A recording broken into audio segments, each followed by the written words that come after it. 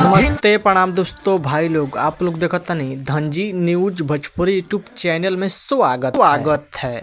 जो भाई लोग अभी तक चैनल सब्सक्राइब नहीं किए हैं तो प्लीज़ भाई लोग चैनल सब्सक्राइब कर लीजिए। सबसे पहले ऐसा भोजपुरी ब्रेकिंग लेटेस्ट अपडेट जानकारी जानने के लिए और शुरू से अंत तक इस वीडियो में बना रहेगा। आपसे बीच में इस चैनल पर जानकारी मिल जाए करेगा। जी पर बता दें कि hit machine Khesari Lal Yadav new Bhojpuri 2024 का दूसरा होली सॉन्ग फाइनली गाना लेके आ रहे हैं आप सब बीच में। उस गाना के फाइनली पोस्टर एक जारी कर देगा। जी आप देख रहे हैं स्क्रीन पर, जिस गाना का टाइटल है डाले के बा। इस सॉन्ग को गाए हैं हिट मशीन खेसारी लाल यादव और साथ में खुशबू तिवारी केटी ने गाना गाई है। डुएट गाना होने वाला है। काफ़ी दिन के बाद खुशबू तिवारी केटी ने गाना गाए हैं खेसारी लाल यादव के संग में। बहुत बेहतरीन गाना होने वाला, जिस गाना का टाइटल है डाले के बा। इस गीत को लिखे हैं अखिलेश कश्यप और म्यूजिक संगीत का बात करें तो म्यूजिक दिए हैं आर्य शर्मा। म्यूजिक संगीत से है। गाना बहुत कमाल का धांसू गाना होने वाला है डाले के बा। इस गाना का फुल वीडियो सॉन्ग का फाइनल रिटर्न बीच में आ गया है।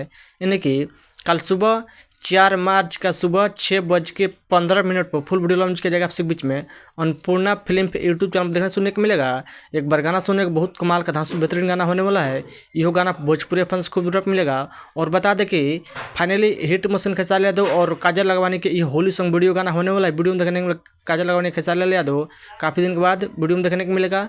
आप लोग बताए कि खेसारी लाल के गाना सुनने के इतना एक्साइटेड मेरे वीडियो में करना भूलिए।